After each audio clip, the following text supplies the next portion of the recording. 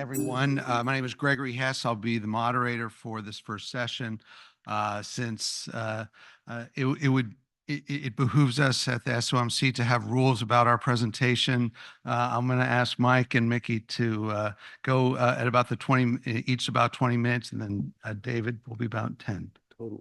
Total 20. There you go. All right. Please, Mike. Welcome, everybody. This is our first session.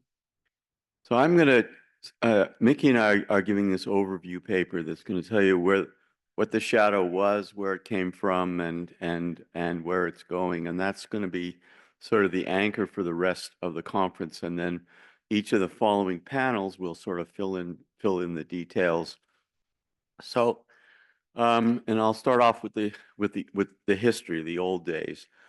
So the shadow was established in 1973 by the leading monetarist economists of the time, Karl Brunner, Alan Meltzer, and Anna Schwartz. And it was set up to promote Milton Friedman's, who was the pioneer monetarist, his modern quantity theory of money model, which was published in 1956, which emphasized the growth of the money supply as being necessary to lower inflation and the role of money to control the economy.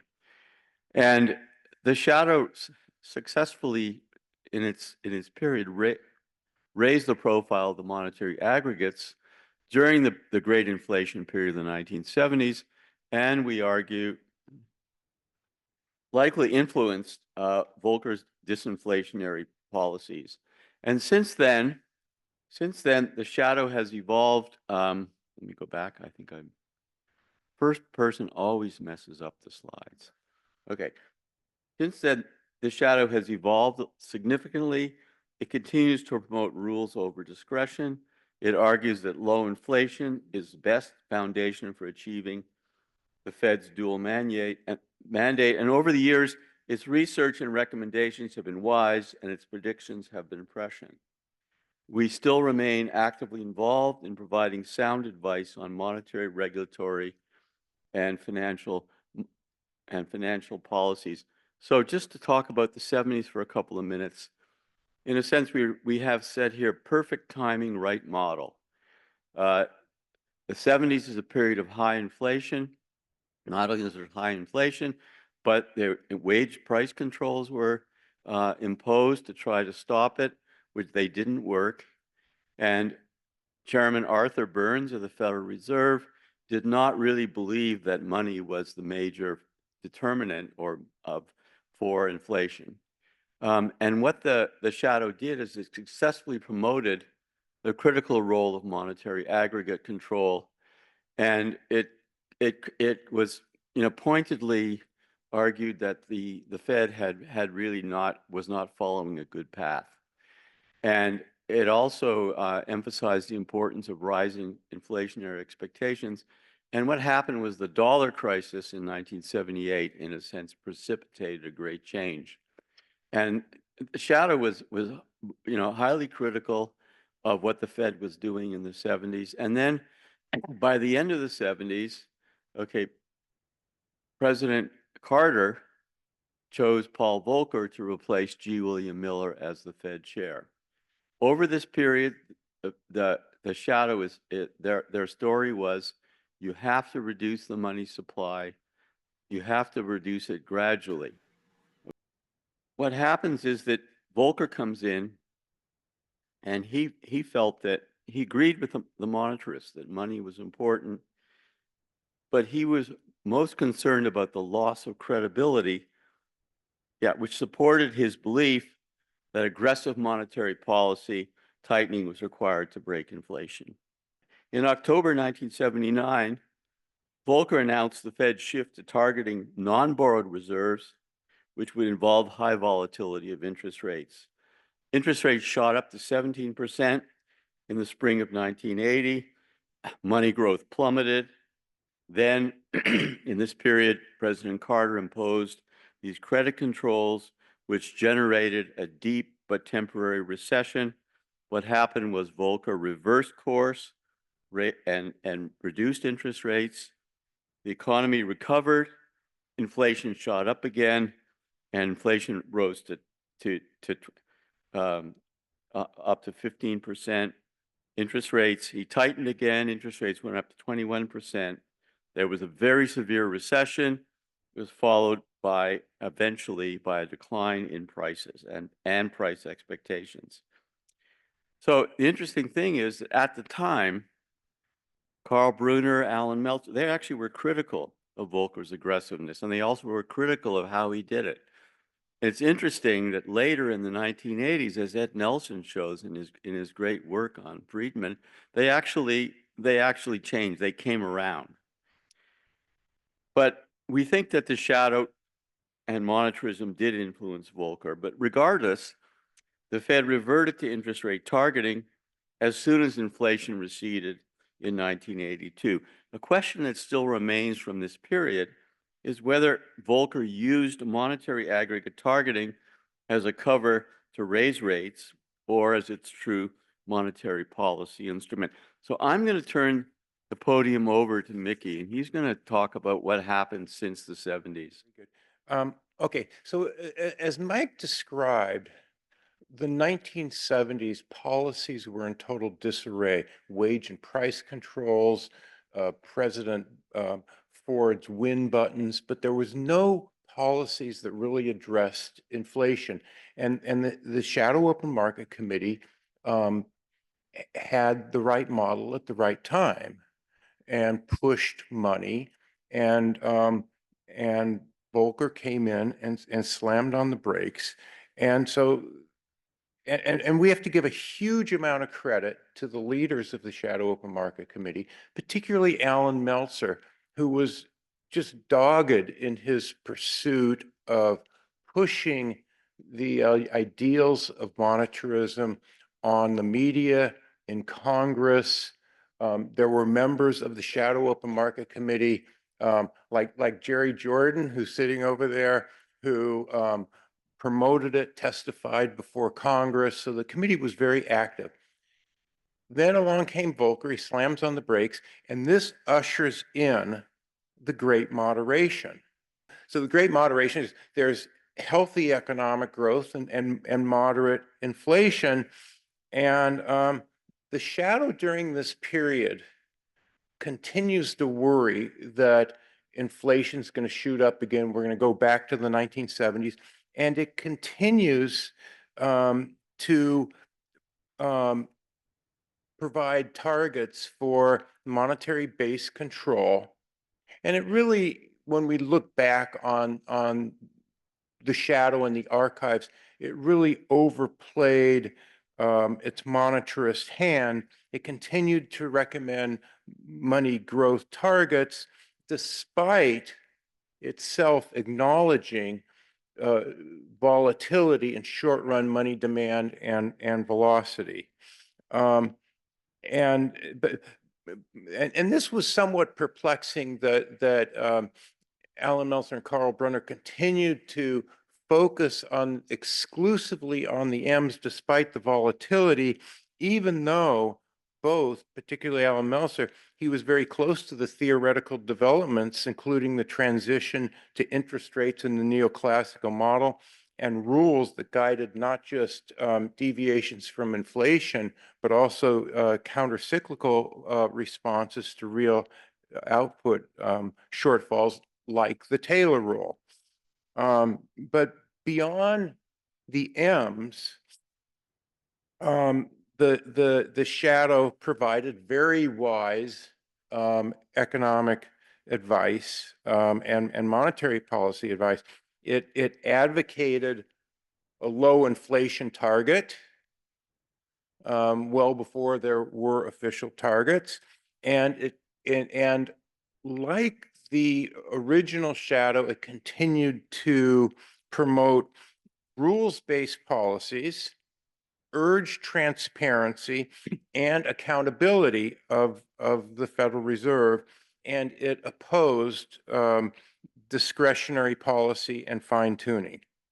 And then in specific papers by various shadow members like Anna Schwartz, criticized or urged the Fed not to intervene in foreign exchange markets to manage the dollar. It criticized the role of the IMF and the US-Mexican bailout.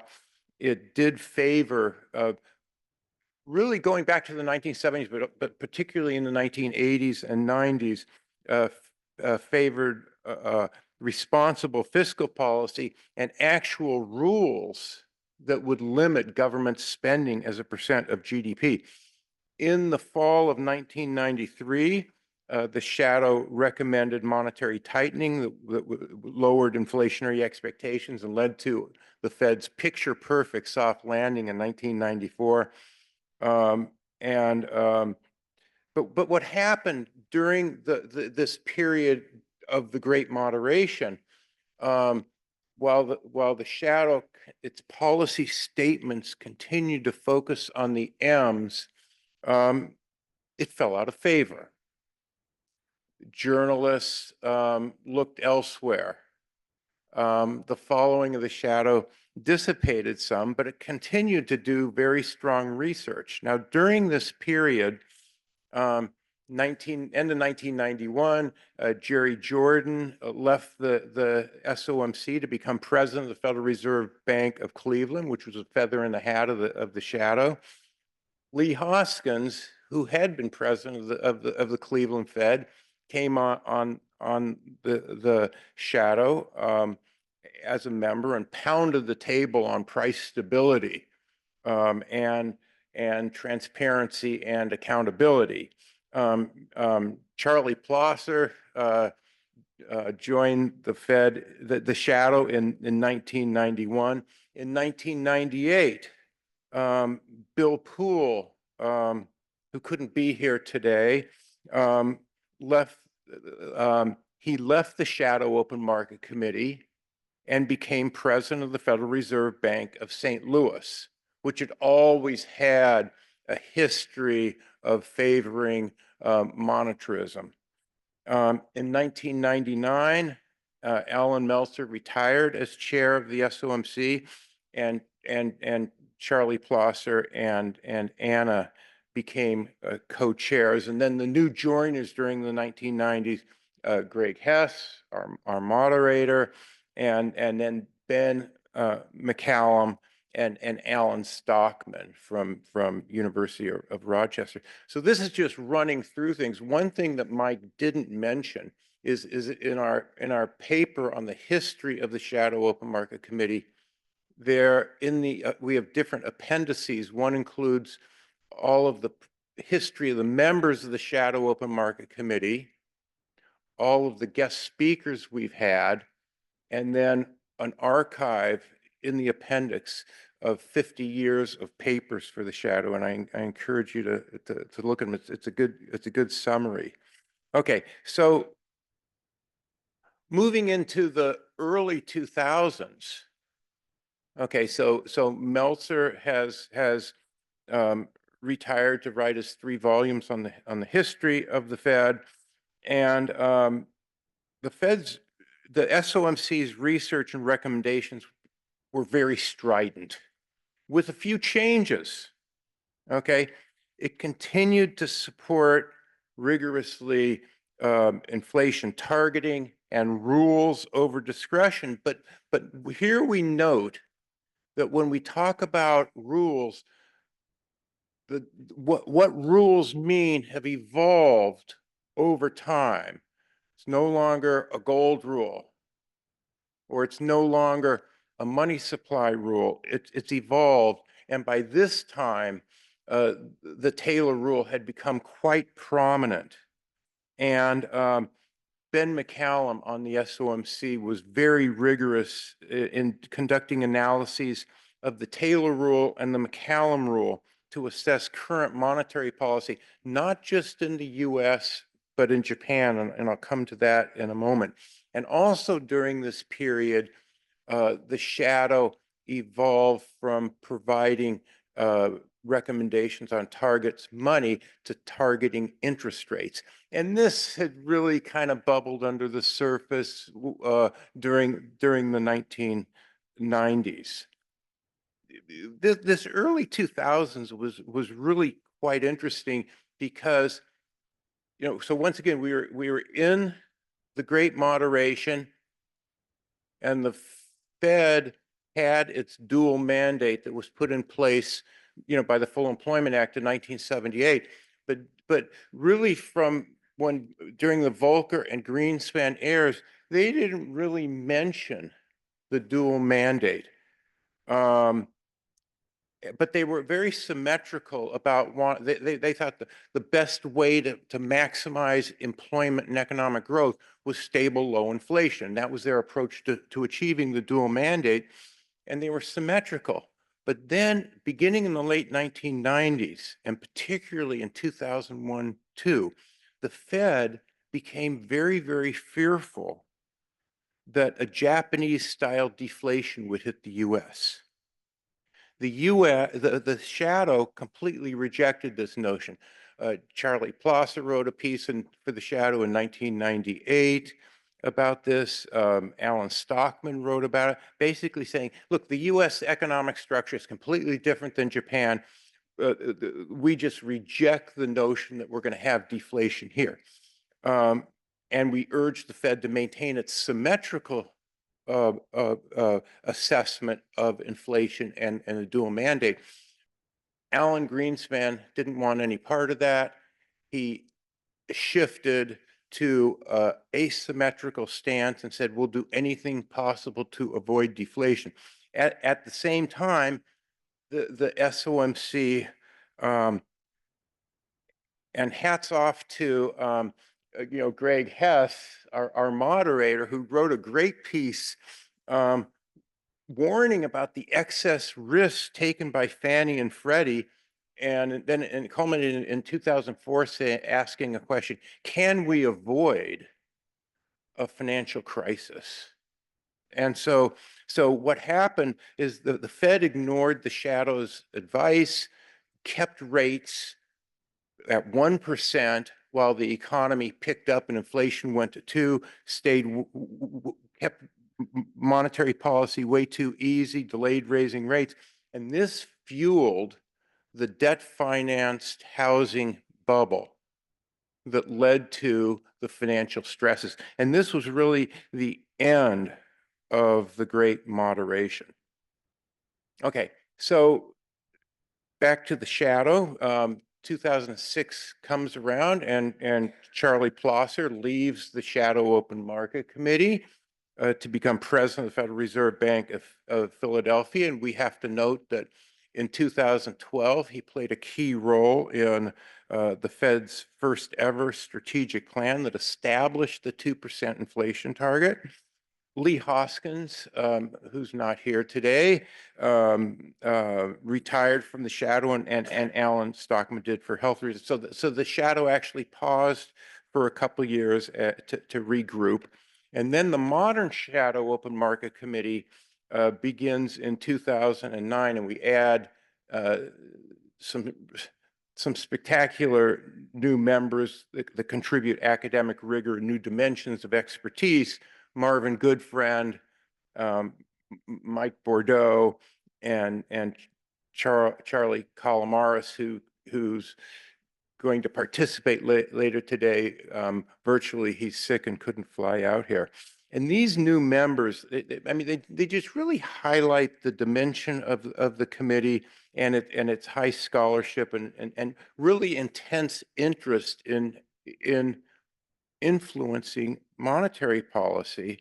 And at the same time, the shadow adjusted its routine. It shifted to open half-day meetings.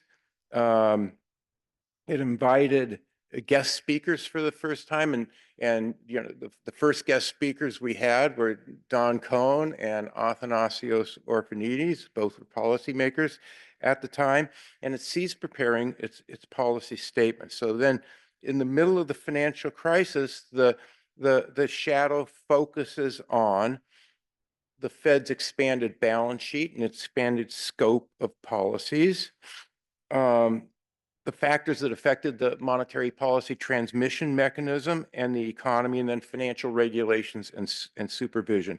And the shadow was, was very concerned about the Fed's expansion of credit and its massive asset purchases enlarged its balance sheet. And this crossed the boundaries from monetary into fiscal policy, particularly the Fed's purchases of MBS. And in 2009, Marvin Goodfriend's first paper for the shadow called for an accord on credit policy that would establish boundaries of Fed intervention and its lender of last resort policies. And so, and in addition, during this time, the shadow recommended higher bank capital requirements, reform of Fannie and Freddie, and improved government supervision. So on the Fed's balance sheet, the shadow was very concerned. And Charlie, this is when you were still at the Fed, but the shadow was very concerned that the Fed's large balance sheet and its expanded scope would ultimately threaten the Fed's independence. And the Fed urged, the shadow urged the Fed to unwind its MBS holdings and move toward an all treasuries portfolio. And on QE3, which came later in 2012, the shadow argued against QE3. Basically, these large-scale asset purchases, which had been an unconventional monetary policy that were used during the crisis in an emergency period, the Fed was using them under normal conditions to achieve the Fed's employment mandate. And the shadow argued against that. And then, came the Fed's new strategic plan and 2% inflation target. The shadow, of course, applauded this, but worried at the same time about the beginning of its asymmetric tilt toward its employment mandate. And this became more clear under Fed Chair Yellen, who more explicitly prioritized employment.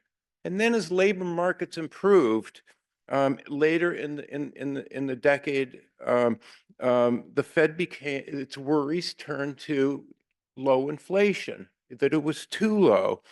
And, around 2014, 15, the shadow was urging the Fed to lift off from its zero interest rate policy.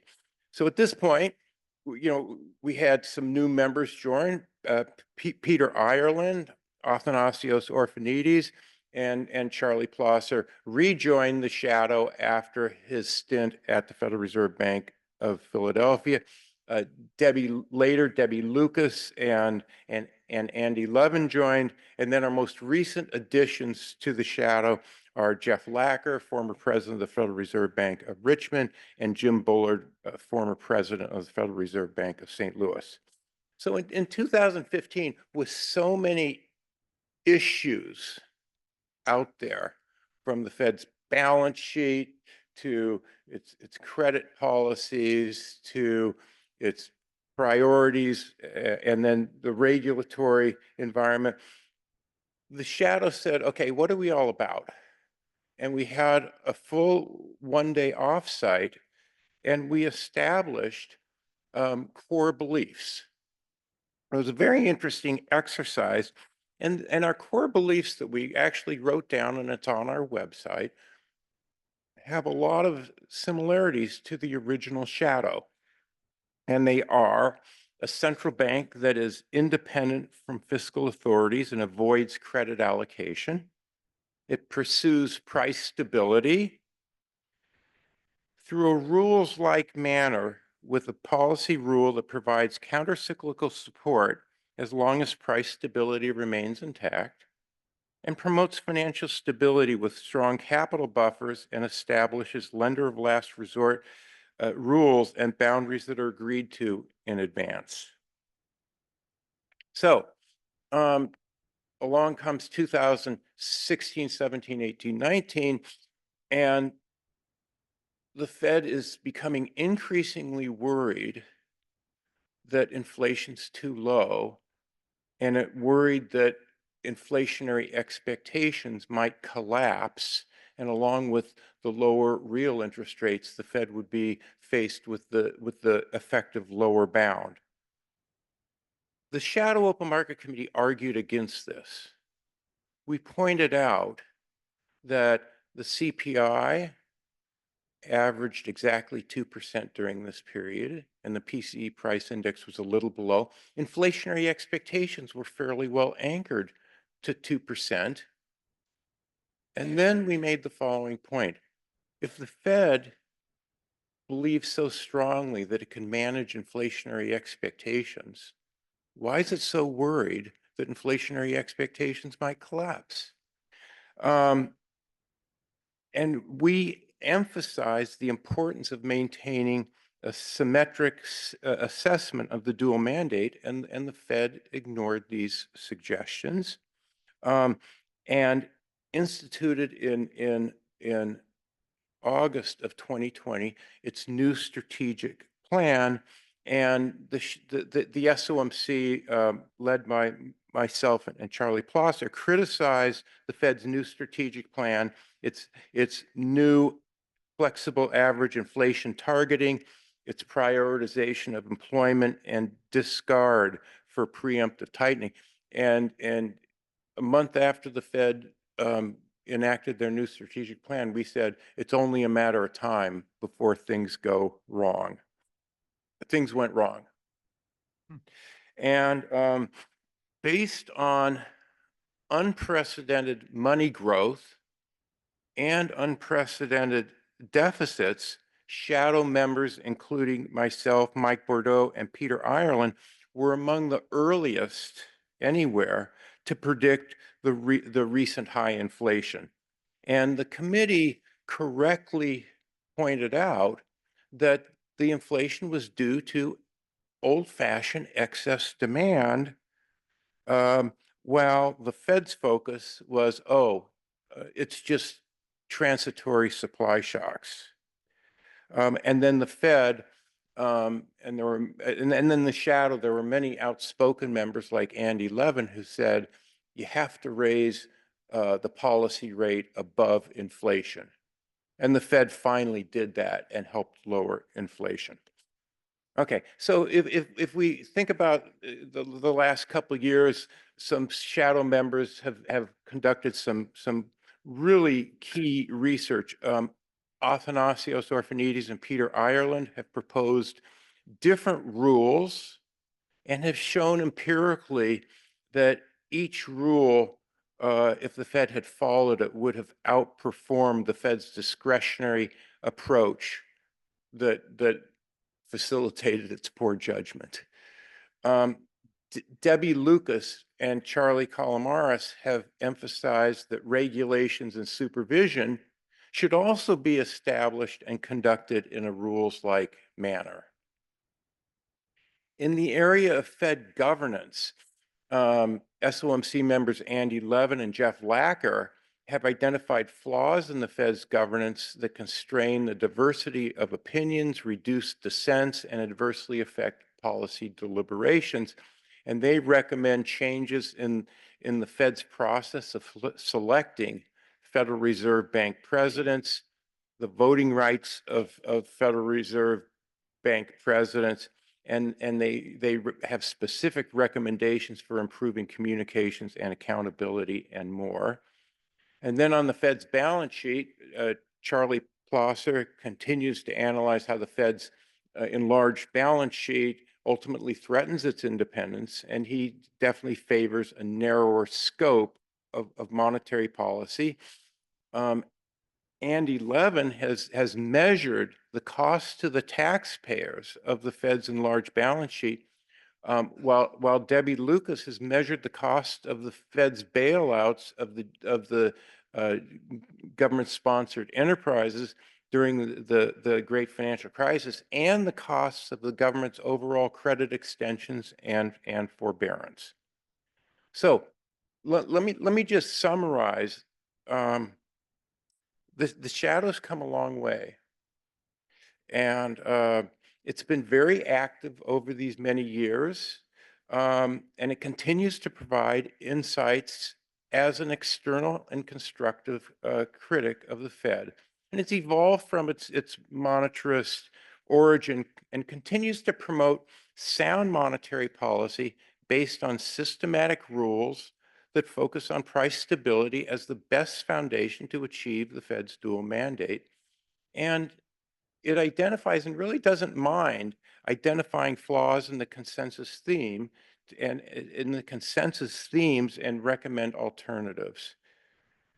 And finally, when we think about the last 50 years, there have really been three major mistakes the Fed made that led to really undesirable outcomes. The 1970s, the early 2000s, and then the recent rise, jump in inflation. And the shadow accurately predicted and made recommendations on all of it. And looking forward, the shadow members all it's a great collegial committee, and they appreciate the committee's history and look forward to continuing to play its role as an outside critic of the Fed.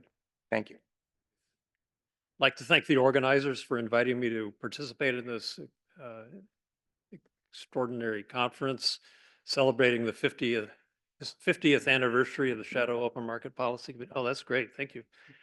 And probably the most important thing I will say today is the disclaimer that as a current Federal Reserve employee, the views expressed here today are my personal views and not any views necessarily of anybody else in the Federal Reserve System or any other entity in the Federal Reserve System. You can ask Governor Waller at lunch if he shares my views or not. So just to summarize, Mike and Mickey did a great job of summarizing their paper and highlighting the rich history of the institution of the Shadow Open Market Committee. It is the definitive history of the first half century of the Shadow Open Market Committee. Its importance includes the appendices, which listing the members and all of the position papers and so forth that have been written over the time. But really, I think probably the most major strength of the paper is in linking the policy positions of the shadow to the major events of the era, from the great inflation of the 1970s through the financial crisis of 2008 and 9, up until the post-pandemic inflation. It's mostly a friendly history, perhaps not surprising, but to be fair, the authors do note some shortcomings in the shadow's analysis, particularly when the shadow overplayed its monetarist hand, to use to quote directly from the paper.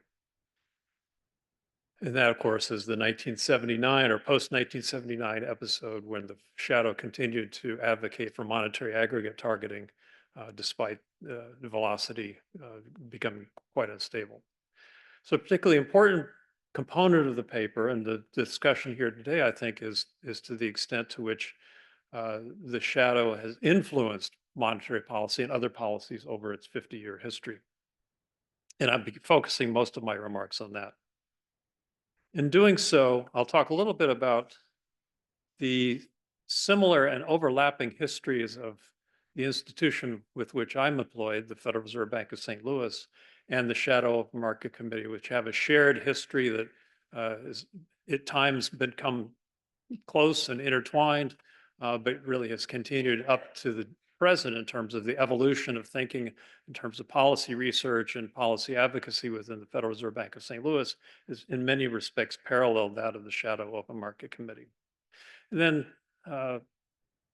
rather than resting on our laurels, we should think about the next 50 years of the shadow and what it takes to keep the committee as vibrant and as dynamic in the next 50 years as it has been in the first 50 years.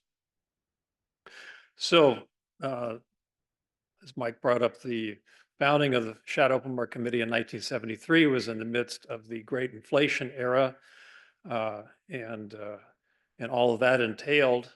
And the shadow was influential in many dimensions during that era. They had close connections with members of Congress and convinced the Congress to amend the Federal Reserve Act to require the Fed to provide monetary growth targets, announce them semi-annually. And then there's the question on page 1 of the paper. Bordo and Levy write that the shadow likely influenced Paul Volcker to get serious about controlling inflation when he adopted new operating procedures in October of 1979.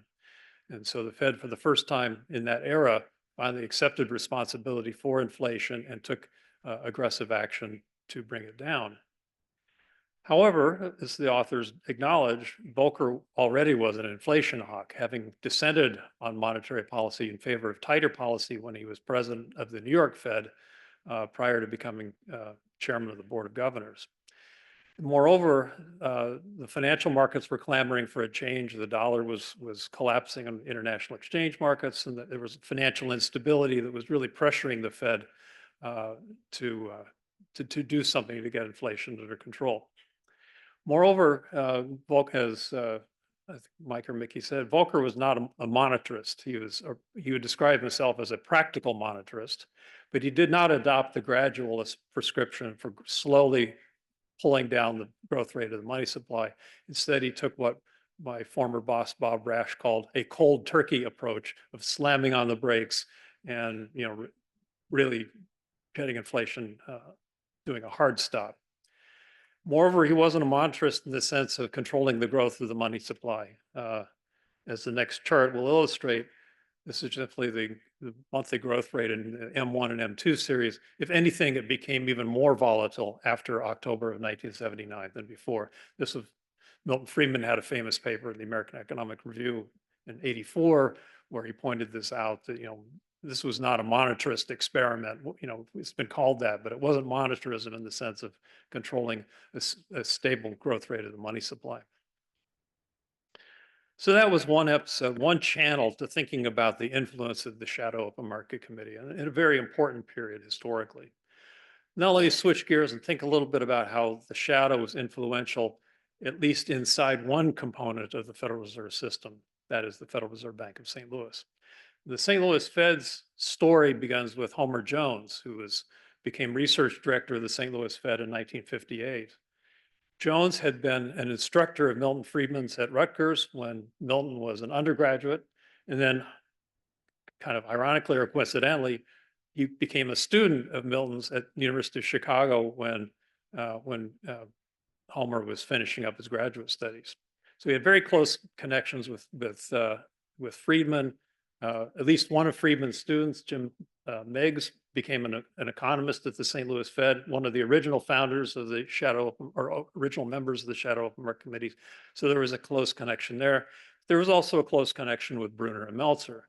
And through Brunner's students, Jerry Jordan and Ted Ballback, who came in as economists at the St. Louis Fed in the early 70s and then succeeded Homer Jones as research directors of the St. Louis Fed. And Ballback remained research director up into the 1990s. And in fact, he hired Jim Bullard and myself in the early 90s. So the St. Louis Fed's presidents were advocating a monetarist policy agenda that became known as the mavericks of the system because they were really pushing the Fed both within the FOMC, but also publicly through speeches and writings to take responsibility for controlling inflation, get money supply growth under control, and follow something like a rule based on the growth of monetary aggregates. Not unlike the shadow, the St. Louis guys found a lot of success in forecasting. They developed a small multi-equation forecasting model based on the long-run quantity theory propositions. It turned out to forecast growth of nominal spending extremely well throughout the 1970s, much better than the board's model was doing at the time. And so they became, if you will, a bit overconfident and ended up overplaying the monetarist hand, much like the shadow did, by continuing to advocate a monetarist policy prescriptions well into the 1980s, pushing for controlling of the money supply growth and so forth, despite the fact that velocity had become unstable, money demand was was clearly making that untenable. So let's fast forward a few decades, not too many decades, but the St. Louis Fed's connections with the shadow continued, notably under Bill Poole, who became president of the St. Louis Fed in 1998, after having been a member of the Shadow Open Market Committee. After he left the Council of Economic Advisors under President Reagan, he became a member of the Shadow Open Market Committee. And then in 98, he becomes president of the St. Louis Fed. Bill continued to watch money supply growth. His favorite aggregate was MZM, money zero maturity. He was not overly dogmatic about it. He wasn't going back for an MZM rule or anything like that, but he definitely was monitoring the growth of the money supply and using that in his policy work. But Bill had, of course, the shadow principles of the importance of price stability, the importance of rules-based monetary policies, the importance of clear communications. Like Greg Hess, he was an early warner about the Fannie and Freddie and the risks that they pose to the financial system. So Bill was very much in tune, I think, with the shadow and its positions. Bill retired in 2008. Jim Bullard became president of the bank. Jim advanced monetary policy positions were solidly grounded in economic theory, but also, as an advocate of rules over discretion and clear communications, central bank independence, very much, again, in line with positions that the modern shadow, if you will, was following as well. So Jim used, just as one illustration about the use of rules in particularly the Taylor rule, very much in line with the positions that you quote in the paper, Mike and Mickey, quoting Ben McCallum and how he viewed the importance and usefulness of rules, not that we're going to be slaves to the rules, but that they will be benchmarks or guideposts to help us understand where is policy relative to where it should be. And in particular, as a rhetorical device, Jim very effectively used this picture we saw yesterday, thanks to John Taylor, of considering, benchmarking current policy relative to where the Taylor rule suggests that it should be. And Jim used what he referred to as a generous Taylor rule representation, think dovish Taylor rule. And so what this chart is plotting, of course, is in the solid black line there, the actual target path of the federal funds rate set by the Federal Reserve Open Market Committee. And then the red dashed line is the most generous or dovish Taylor rule that one might want to write down. And then the shaded region above is a more traditional Taylor rule region. So just showing from mid 2021 up until mid 2022, when the Fed was holding the federal funds rate target close to zero, that the Taylor rule is predicting ever increasing interest rates that weren't happening. So illustrating that gap and then showing how rapidly the Fed was closing that gap starting in 2022 up through mid 2023. My point is not to criticize or support what the Fed was doing, but to illustrate the use of the policy rule as a guidepost, as a metric, if you will, for gauging the stance of policy is I think a very valuable and very helpful rhetorical device that Jim was using at the time. So let me wrap up just a little bit with thinking about the next 50 years. Bordo and Levy demonstrate how the shadow had relevance, then lost it. It kind of went into a wilderness period, if you will, in the early 80s when it stuck with monetarism a little bit too long, but then regained its relevance and invigoration over the decades since. Now, clearly, the policy debates, the policy challenges of the world are going to continue indefinitely.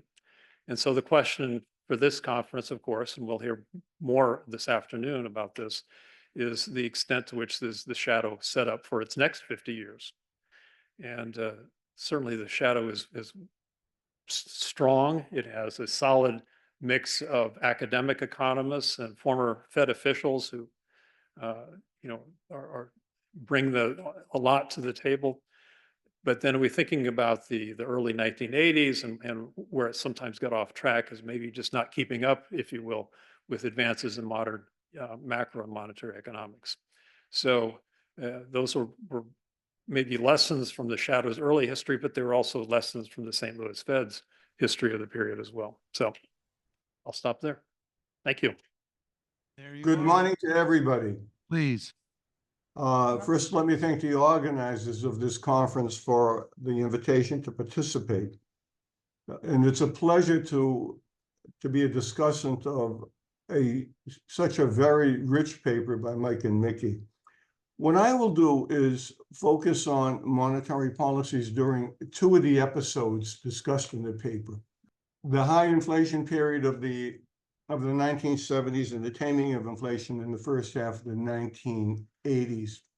In addition to the views of the Shadow Committee, I'll also discuss and compare the views of three economists who helped shape monetary policies during those years: Milton Friedman and two Fed chairs, Arthur Burns and Paul Volcker.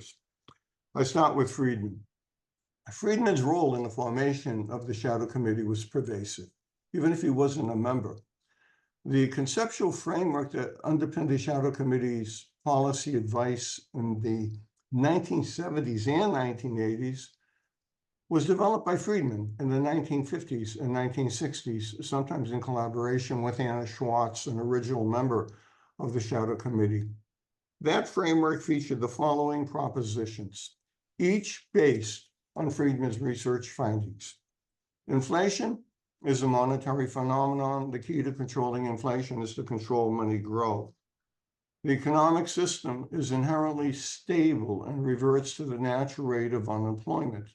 There's no long-run Phillips curve trade-off. The demand for money is a stable function of only a few variables.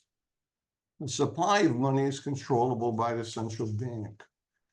Keynesian structural macroeconometric models are not reliable as guides for policy.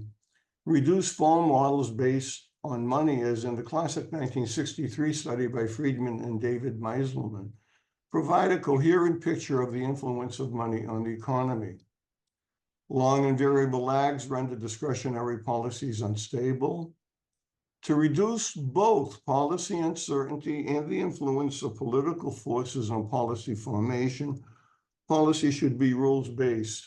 Under Friedman's preferred rule, the M2 measure of the money supply would grow by 3 to 5% annually. Should the quantity of money deviate significantly from its objective, it should be brought back to that objective under the presumption that gradualistic policies reduce the social costs of disinflation. The main difference between Friedman's framework and the Shadow's framework is that Friedman favored targeting M2, whereas the Shadow Committee favored targeting the monetary base. Now, enter into this picture Arthur Burns, who was Fed chair from 1970 to 78.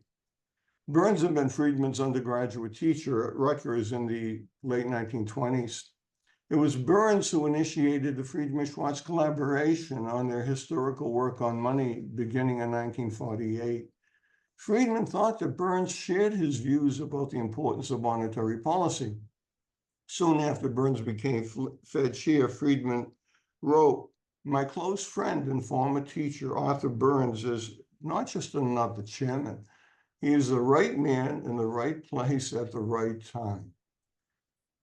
As it turned out, Friedman would be deeply disappointed. Under Burns, the Fed permitted the rapid monetary growth that contributed to the surge of inflation to double-digit levels in both the mid-1970s and the late 1970s. Why did Burns permit this to happen? There were three main reasons. First, as Ed Nelson has documented in his superb work on Friedman, Burns arrived at the Fed holding a cost-push view of inflation. He didn't believe in the effectiveness of monetary policy. Soon after he became Fed chair, he championed wage price controls to tame inflation. Well, those policies failed, and that failure appears to have been the reason why the Shadow Committee was formed. Second, as Mike and Mickey have pointed out in their paper, Burns's decisions were often politically motivated, with the aim of ensuring Richard Nixon's reelection to the presidency. precisely the kind of situation that a policy rule aims to avoid. The third reason has to do with the technical advice that Burns received. The 1970s were the heyday of large-scale macroeconometric models at the Fed and elsewhere. The Fed's model was called the FMP model. It was developed by a team of researchers at MIT, the University of Pennsylvania, and the Board of Governors. The principal architects of the model were Franco Modigliani and Albert Ando, who wanted to develop a tool to resolve their inconclusive debate in the 1960s with Friedman and Meisman on the relative effectiveness of fiscal and monetary policies. Here's how Ando and Modigliani described the Fed's model in 1975. Fiscal policies have important impacts on characteristics of the long-run behavior of the economy. Monetary policy, on the other hand, will not have very substantial impacts. The advice that Burns received from at least some of his technical experts reinforced his prior beliefs about the ineffectiveness of monetary policy. And so Burns got inflation wrong. Friedman and the Shadow Committee got it right. For much of the 1970s, money-demand relationships were stable. Inflation forecasts of reduced inflation from macro models were wide of the mark. The great inflation of the 1970s was mainly a failure to control money growth. And the way to bring down excessive money growth for both Friedman and the Shadow Committee was through gradual adjustment. Now enter into this picture Paul Volcker, who became Fed chair in October 1979. CPI inflation was over 12%. Base money and M2 were both rising by 8%. In its semi-annual statement at that time, the Shadow Committee continued to advocate gradualism in the reduction of base money growth. In his writings at that time, Friedman continued to advocate gradualism in the reduction of M2 growth. Volcker had other ideas. Unlike Burns, Volcker appreciated the capacity of monetary policy to control inflation, but he also appreciated something else. As Bill Silber has documented in his excellent book on Volcker, Volcker appreciated the importance of endogenous expectations. To give an example, in 1975, when he had been president of the New York Fed, he warned his FOMC colleagues not to be encouraged by forecasts of reduced inflation for macroeconometric models, because those models, in his words, do not take adequate account of the important factor of expectations. And so I come to an important difference between the policies prescribed by Friedman in the SOMC in the early 1980s and late 1970s, and the policies implemented under Volcker. That difference has to do with the acquisition of central bank credibility and its effect on expectations. Credibility, once it's earned, it allows for gradual monetary tightening because the markets they trust that once a central bank has begun to tighten, it will continue to tighten. This was plausibly the assumption underlying the gradualistic approach of Friedman and the Shadow Committee. This is precisely what happened during the past several years. Volcker's actions, in contrast, were consistent with a central bank that lacks credibility and tries to acquire it. In the early 1980s, the Fed lacked credibility. And in the absence of credibility, a central bank that embarks on a gradualistic tightening won't be believed. To bring down inflation expectations, Volcker believed that monetary policy had to be tightened abruptly and had to remain tight, even if it meant bringing the economy into a recession. In fact, in Volcker's case, it was 2 recessions. In the jargon of the literature, the Fed had to signal that it was hard-nosed. This difference in optimal monetary response to an inflationary shock plays a central role in the new Keynesian model exposited by Galli and Woodford. Volcker's actions anticipated this literature. It also anticipated the game theory literature on the importance of central bank credibility developed in the 1980s and 1990s. This then appears to have been one reason for the difference in policy responses between Friedman and the SOMC on the one hand and Volcker on the other hand. But as Mike and Mickey demonstrate, there was another reason. Both Friedman and the Shadow Committee were misled in the early 1980s by high rates of money growth. They thought that inflation would rise. They didn't account for money demand and stability. Volcker, in contrast, had emphasized high interest rates as the indicator of policy tightness, not monetary growth. Once credibility was earned, the Fed maintained it, and it built on it by following, if implicitly, a Taylor-type rule from the mid-1980s to the early 2000s. So what are the conclusions? First, in the 1970s, a money supply rule would have prevented the steep rise of inflation and its entrenchment. Friedman and the Shadow Committee got it right. What they also got right was the higher order issue that monetary policy matters and policy rules also matter at a time when the profession downgraded monetary policy's importance. In the early 1980s, a monetary growth rule would not have worked. Money demand was unstable. The Fed not only had to bring down inflation, but it had to demonstrate to the markets that it was hard-nosed. Volcker got it right. After that was done, a policy consistent with the Taylor rule proved to be effective. The torch of policy rules was passed from Milton Friedman to John Taylor. Thank you for your attention. Thank you very much, and apologies for my false start earlier. Mike and Mickey would like to just give a you get 30 seconds for some responses, and then we'll take some questions. These were great comments, and we really appreciate them. Dave's comments on St. Louis, I completely agree with that. I spent a year at St. Louis in 1981, so I was there.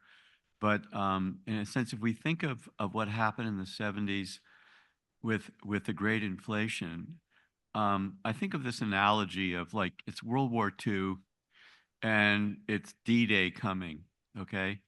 And you've got this huge army develop, massing US, Canada, and Great Britain. Eisenhower's in charge, that's Milton. Okay, then you've got Patton, okay? Very ambitious general. Okay, that's the Shadow. Or St. Louis, and you've got Montgomery. So you got these different generals, okay, and they're all under the command of Eisenhower / Milton. Okay, reduce money growth, get inflation down. And in a sense, if we look at the stories, they're all tied together. The Shadow was very much intertwined, as we've been told, with St. Louis. Okay, Homer Jones was at Rutgers, so I'm here from Rutgers, and two of my colleagues. Burns was at Rutgers, so it was this campaign to do something, and it was successful. Mickey, please. Yeah, just very quickly, a lot of the discussion, which was great, focused on the 1970s, but I just want to emphasize, having gone through over 550 papers written by Shadow members over the last 50 years. It's really a very rich committee that focuses on a diverse array of monetary issues today and is really quite relevant. The other point, Greg, I'd like to make is this point that Volcker emphasized and followed through on in the late 1970s, and that is he was extraordinarily worried not just about the Fed's, but the government's credibility. And so he had to take very aggressive action. And there's a lesson in that for today, whereas if you remember, the Fed, before, in their 2020 Act, their new strategic plan and leading up to it, they emphasize the ability to, their ability to manage inflationary expectations through forward guidance. And with that, they discarded the need for preemptive tightening. Volcker's lesson still resonates. That is, in order to manage expectations, yes, you can provide forward guidance, but you better back it up with action. Let's go with a couple quick questions if there are any. Are there any questions at this point? I'll go with Andy, please. I saw Andy's hand earlier. Please, Andy Levin. We have a mic. Well, first of all, thanks so much. Really awesome presentation. And thanks to David and George for the discussion. I just want to make 3 factual corrections. So first of all, to George, within the Federal Reserve Board, that model was called MPS. And I think it's an important fact. So it's MIT, Penn, and the S was for St. Louis Fed. So it connects a little bit to David's remarks too. It wasn't, at least at the board, and this is the era of Flint Brayton and Dave Reichsteiger, you could ask them.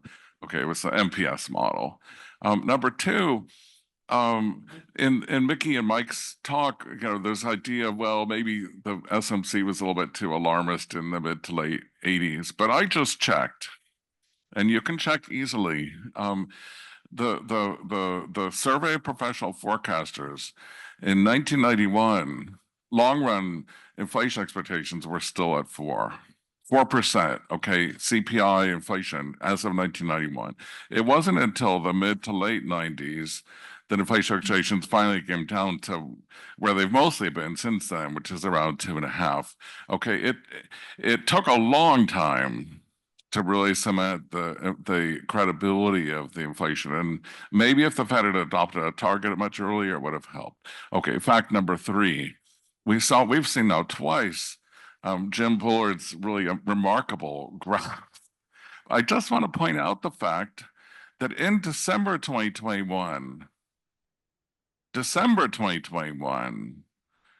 the survey of the summary of economic projections of the FOMC had a median federal funds rate projection for the end of 2022 of 0.9%. It was not 4% the way what we see in Jim Bullard's thing. It wasn't that they were saying at the end of 2021, okay, now we realize we're way behind.